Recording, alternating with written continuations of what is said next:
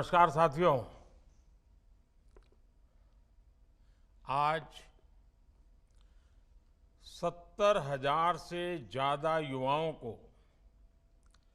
भारत सरकार के विभिन्न विभागों में सरकारी नौकरी का नियुक्ति पत्र मिल रहा है। आप सभी ने कड़ी मेहनत से ये सफलता हासिल की है। मैं आपको और आपके परिवार को बहुत बहुत बधाई और शुभकामनाएं देता हूं। कुछ ही दिन पहले गुजरात में भी ऐसा ही हजारों लोगों को रोजगार देने वाला रोजगार मेले का आयोजन हुआ था। इसी महीने असम में भी एक बड़े रोजगार मेले का आयोजन किया जा रहा है। भारत सरकार और बीजेपी शासित राज्य सरकारों में इस तरह के रोजगार मेले युवाओं के प्रति हमारे कमिटमेंट को दर्शाते हैं। साथियों, बीते 9 वर्षों में भारत सरकार ने सरकारी भर्ती प्रक्रिया को ज्यादा तेज करने, ज्यादा पारदर्शी और निष्पक्ष बनाने को भी प्राथमिकता दी है। पहले स्टाफ सिलेक्शन बोर्ड भर्ती प्रक्रिया को पूरा करने में करीब करीब 15 से 18 महीने का वक्त लेता था, यानी करीब करीब 1.5 साल। आज ये प्रक्रिया 6 से 8 महीने में पूरी हो जाती है। पहले सरकारी नौकरी के लिए आवेदन करना ही बहुत मुश्किल होता था। एक एप्लीकेशन फॉर्म लेने के लिए घंटों लाइन में लगे रहो, डॉक्यूमेंट्स को अटैच करवाने के लिए गैजेटेड ऑफिसर्स को खोजो, फिर एप्लीकेशन को डाक द्वारा भेजा जाता था और इसमें यह भी पता नहीं चलता था कि वो एप्लीकेशन समय पर पहुंची या नहीं पहुंची, जहां पहुंचना था वहां पहुंची कि नहीं पहुंची। आज आवेदन करने से लेकर नतीजे आने तक की पूरी प्रक्रिया ऑनलाइन हो गई है। आज डॉक्यूमेंट को सेल्फ अटेस्ट करना भी पर्याप्त होता है। ग्रुप सी और ग्रुप डी के पदों पर भर्ती के लिए इंटरव्यू भी खत्म हो गए हैं। इन सारे प्रयासों का सबसे बड़ा फायदा ये हुआ है कि भ्रष्टाचार या भाई भतीजावाद की संभावनाएं खत्म हो गई हैं। साथियों, आज का दिन एक और वजह से बहुत विशेष है। 9 साल पहले आज के ही दिन 16 मई को लोकसभा के चुनाव के नतीजे आए थे। तब पूरा देश उत्साह, उमंग और विश्वास से झूम उठा था। सबका साथ, सबका विकास के मंत्र के साथ कदम बढ़ाने वाला भारत आज विकसित भारत बनने के लिए प्रयास कर रहा है। जैसे 9 साल पहले 16 मई को लोकसभा के चुनाव के नतीजे आए थे, वैसे ही आज एक और भी महत्वपूर्ण दिन है। आज हमारे एक महत्वपूर्ण प्रांत, हिमालय की गोद में बसा हुआ सिक्किम प्रांत का भी स्थापना दिवस है।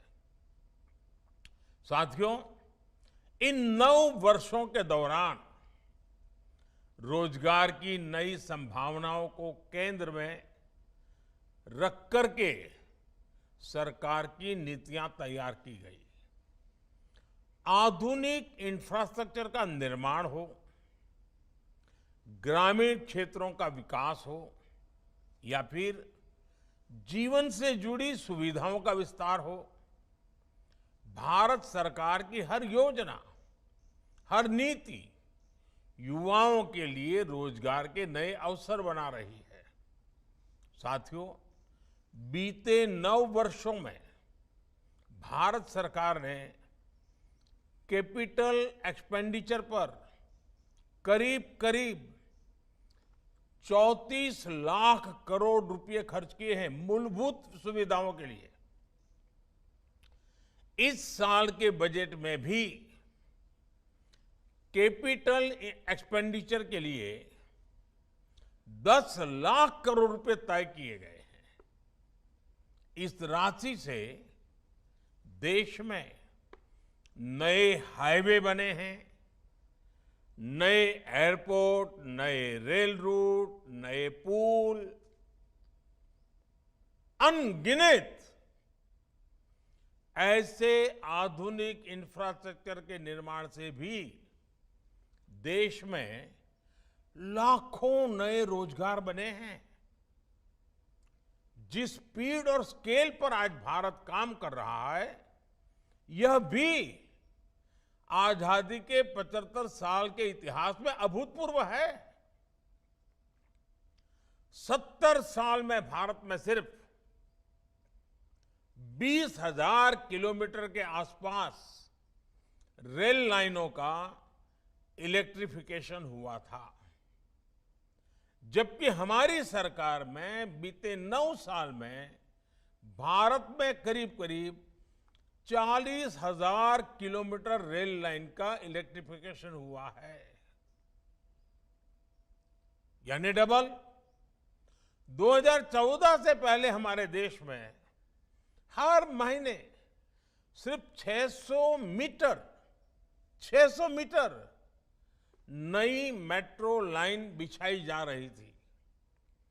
आज भारत में हर महीने 6 किलोमीटर, उस समय हिसाब मीटर का था, आज हिसाब किलोमीटर का है, 6 किलोमीटर नई मेट्रो लाइन का काम पूरा हो रहा है। 2014 से पहले देश में 4 लाख किलोमीटर से भी कम ग्रामीण सड़कें थी। आज देश में 7.25 लाख किलोमीटर से भी ज्यादा ग्रामीण सड़कें हैं, ये भी करीब करीब डबल। 2014 से पहले देश में सिर्फ 74 एयरपोर्ट थे। आज देश में एयरपोर्ट की संख्या भी बढ़कर 150 के आसपास पहुंच रही है, ये भी डबल। बीते 9 वर्षों में देश में गरीबों के लिए जो 4 करोड़ पक्के घर बनाए गए हैं, उन्होंने भी रोजगार के अनेक नए अवसर बनाए हैं। गांव-गांव में खुले 5 लाख कॉमन सर्विस सेंटर आज रोजगार का बड़ा माध्यम बने हैं। युवाओं को विलेज लेवल एंटरप्रेन्योर्स बना रहे हैं। गांवों में 30,000 से ज्यादा पंचायत भवन बने हैं, या फिर 9 करोड़ घरों को पानी के कनेक्शन से जोड़ना, ये सभी अभियान बड़े पैमाने पर रोजगार पैदा कर रहे हैं। देश में आ रहा विदेशी निवेश हो या फिर भारत से रिकॉर्ड एक्सपोर्ट, ये देश के कोने कोने में रोजगार के अवसर बना रहा है। साथियों, बीते 9 वर्षों में नेचर ऑफ जॉब में भी बहुत तेजी से बदलाव आया है। बदलती हुई इन परिस्थितियों में युवाओं के लिए नए सेक्टर्स उभर कर आए हैं।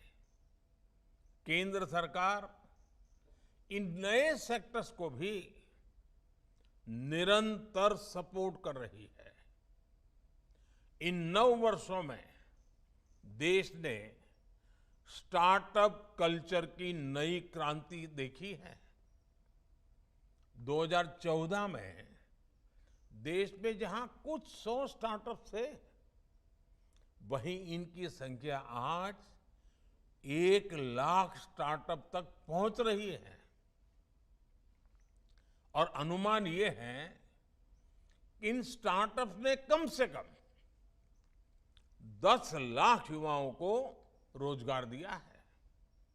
साथियों, इन 9 वर्षों में देश ने कैब एग्रीगेटर्स यानी ऐप के जरिए टैक्सी को भारतीय शहरों की नई लाइफलाइन बनते देखा है। इन 9 वर्षों में ऑनलाइन डिलीवरी का एक ऐसा नया सिस्टम तैयार हुआ है जिसने लाखों युवाओं को रोजगार दिए हैं। इन 9 वर्षों में ड्रोन सेक्टर में नया उछाल आया है। फर्टिलाइजर के छिड़काव से लेकर दवाइयों की सप्लाई तक में ड्रोन का इस्तेमाल बढ़ रहा है। इन 9 वर्षों में सिटी गैस डिस्ट्रीब्यूशन सिस्टम 60 शहरों से आगे बढ़कर 600 से भी ज्यादा शहरों में पहुंच गया है। साथियों, बीते 9 वर्षों में भारत सरकार ने मुद्रा योजना के तहत 23 लाख करोड़ रुपए देश के युवाओं को दिए हैं। इस राशि से किसी ने अपना नया व्यापार कारोबार शुरू किया है, किसी ने टैक्सी खरीदी है, किसी ने अपनी दुकान का विस्तार किया है। और इनकी संख्या लाखों में नहीं, मैं गर्व से कहता हूं, ये संख्या आज करोड़ों में है। करीब करीब 8 से 9 करोड़ लोग ऐसे हैं जिन्होंने मुद्रा योजना की मदद से पहली बार अपना स्वतंत्र काम शुरू किया है। आज जो आत्मनिर्भर भारत अभियान चल रहा है, उसका भी आधार देश में मैन्युफैक्चरिंग के माध्यम से रोजगार का निर्माण करना है। पीएलआई स्कीम के तहत केंद्र सरकार मैन्युफैक्चरिंग के लिए करीब 2 लाख करोड़ रुपए की मदद दे रही है। ये राशि भारत को दुनिया का मैन्युफैक्चरिंग हब बनाने के साथ ही लाखों युवाओं को रोजगार में भी सहायता करेगी। साथियों, भारत के युवाओं के पास अलग अलग सेक्टर्स में काम करने की स्किल रहनी बहुत जरूरी है। इसके लिए देश में उच्च शिक्षा संस्थानों, कौशल विकास संस्थानों का भी युद्ध स्तर पर निर्माण हो रहा है। साल 2014 से 2022 के बीच हर साल एक नया आईआईटी और एक नया आईआईएम तैयार हुआ है। पिछले 9 वर्षों में औसतन हर हफ्ते एक यूनिवर्सिटी और हर दिन एवरीडे 2 कॉलेज खोले गए हैं। हमारी सरकार आने से पहले देश में 720 के आसपास यूनिवर्सिटी थी। अब इनकी संख्या बढ़कर 1100 से ज्यादा हो गई है। 7 दशकों में देश में सिर्फ 7 एम्स तैयार किए गए थे। पिछले 9 वर्षों में हम 15 नए एम्स बनाने की तरफ बढ़े हैं। इनमें से कई अस्पतालों ने अपनी सेवाएं देनी भी शुरू कर दी है। 2014 तक पूरे देश में 400 से भी कम मेडिकल कॉलेज थे। आज इनकी संख्या लगभग 700 हो चुकी है। कॉलेज बढ़े तो स्वाभाविक तौर पर सीटों की संख्या भी बढ़ी है। युवाओं के लिए उच्च शिक्षा की पढ़ाई के अवसर बढ़े हैं। साल 2014 से पहले हमारे देश में एमबीबीएस और एमडी की सीटें सिर्फ 80,000 के आसपास ही होती थी। अब देश में एमबीबीएस और एमडी की सीटें बढ़कर 1,70,000 से भी ज्यादा हो गई हैं। साथियों, किसी काम के लिए कौशल का विकास करने में हमारी आईटीआईज ये भी महत्वपूर्ण भूमिका निभा रही है।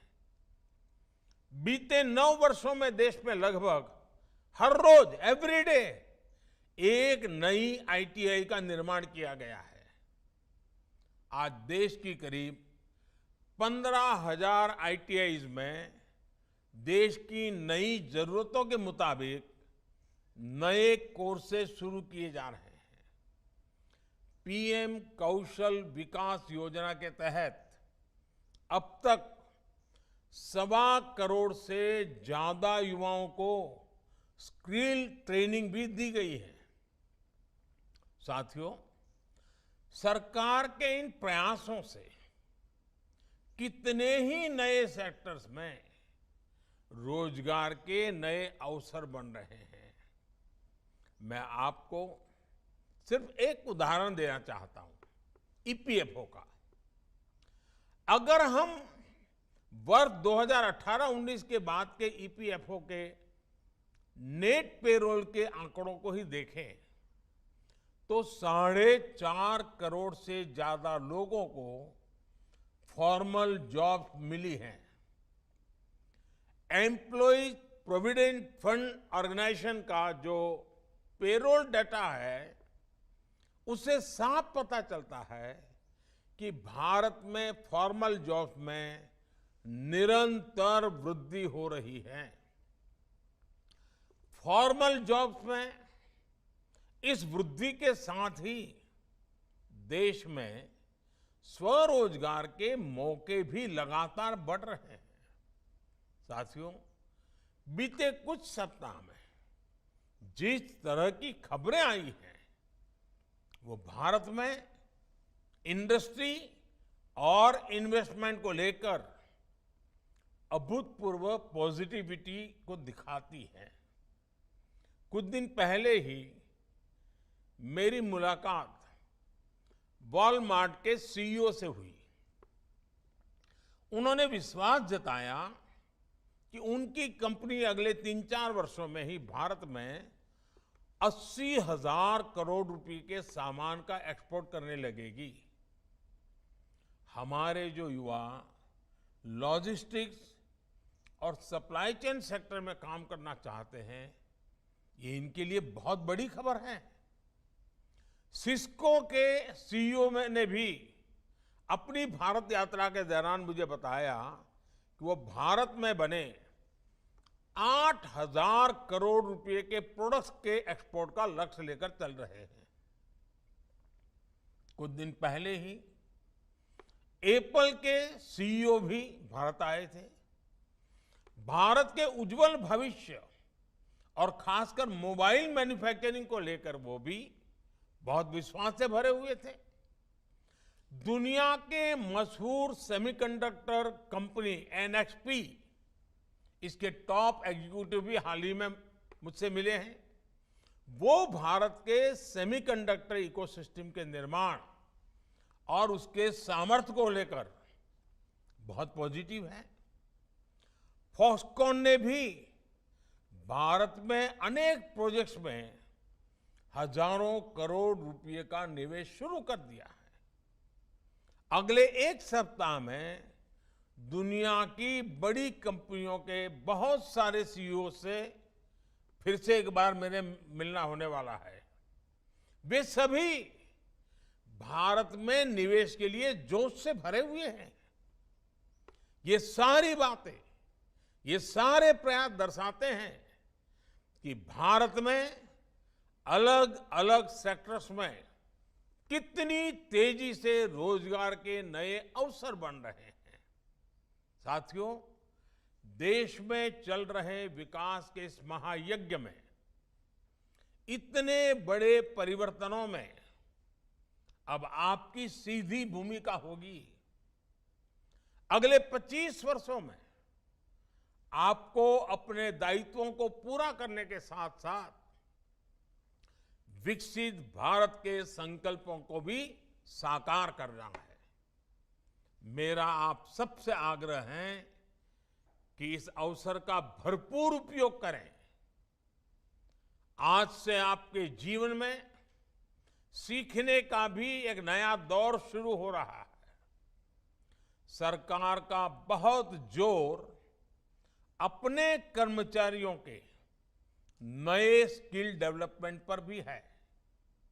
इसी को ध्यान में रखते हुए ऑनलाइन लर्निंग प्लेटफॉर्म iGOT कर्मयोगी शुरू किया गया है। इस प्लेटफॉर्म पर कई तरह के कोर्सेज उपलब्ध हैं। आप उनका पूरा उपयोग करें। आपकी क्षमता जितनी बढ़ेगी, इतना अपने कार्य पर सकारात्मक प्रभाव पड़ेगा और क्षमतावान लोगों के कारण कार्य पर जो सकारात्मक प्रभाव होता है, उसका प्रभाव देश की सभी गतिविधियों में सकारात्मकता को गति देता है। आज इस महत्वपूर्ण अवसर पर आपके जीवन के एक बहुत महत्वपूर्ण पड़ाव पर मैं एक बार फिर आपको तो बधाई देता ही देता हूं, आपकी नई यात्रा के लिए शुभकामनाएं देता हूं। साथ साथ आपके परिजनों को भी, आपके परिवारजनों को भी, क्योंकि उन्होंने भी आपको बड़ी आशा, अपेक्षा और उमंग के साथ जीवन में आगे बढ़ने के लिए बहुत कुछ दिया है। आज उनको भी मैं अनेक अनेक शुभकामनाएं देता हूं। आपके उज्जवल भविष्य के लिए प्रार्थना करते हुए फिर एक बार बहुत बहुत धन्यवाद।